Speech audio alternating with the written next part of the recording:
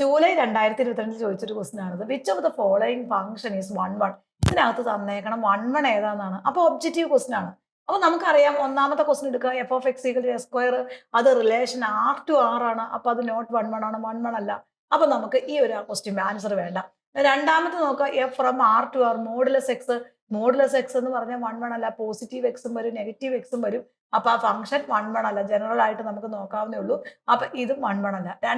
മൂന്നാമത്തെ ക്വസ്റ്റ്യൻ നോക്കുക, a function F from R to R F of X equal to sine X. ഇനി ഇവിടെ നോക്കുക, ഇതും കൂടെ ഒന്ന് ചെക്ക് ചെയ്യാം നമുക്ക്. Function F from R to R F of X equal to S cube.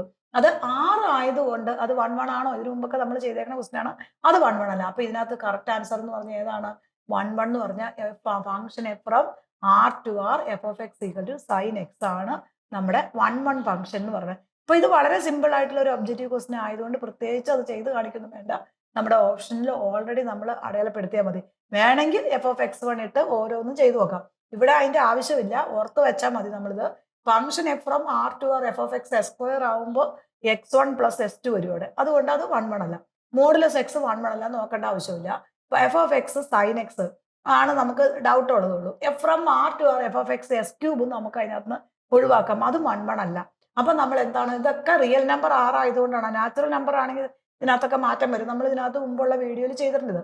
അപ്പൊ ഏത് മാത്രമാണ് 1 1 ഫംഗ്ഷൻ ഉള്ളൂ?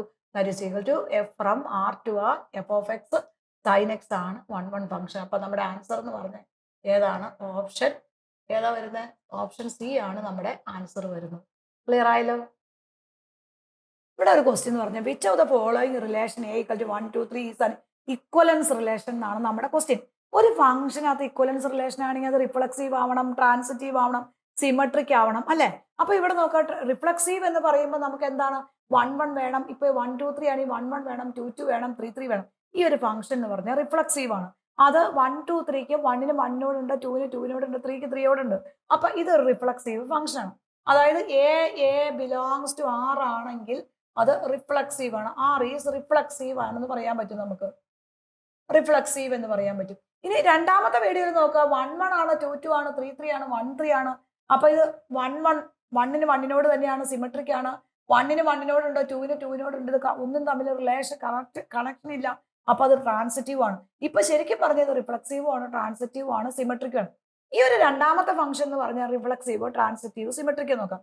ഇത് റിഫ്ലക്സീവ് ആണ്. പക്ഷേ ട്രാൻസിറ്റീവ് സിമെട്രിക് അല്ല. 1 3 ഇല്ല. 1 3 ഉണ്ടെങ്കിൽ അവിടെ ഉറപ്പായിട്ട് എന്ത് വേണം? 3 1 വേണം. അതില്ല. അപ്പൊ അതെന്താണ്? ഇത് നോട്ട് സിമെട്രിക് ആണ്. സിമെട്രിക് അല്ലെങ്കിൽ ആ ഫംഗ്ഷൻ എന്താണ്? നോട്ട് ഇക്വലൻസ് റിലേഷൻ ആണ്. ഇത് മൂന്നും വരണം. ഒരു ഫംഗ്ഷൻ ഇക്വലൻസ് ആവണമെങ്കിൽ റിഫ്ലക്സീവ് ആവണം, സിമെട്രിക് ആവണം, സിമെട്രിക് വേണം, ആൻഡ് ട്രാൻസിറ്റീവ് വേണം. ഇത് മൂന്നും ഉണ്ടെങ്കിൽ മാത്രമേ ഫംഗ്ഷൻ എന്താവുള്ളൂ?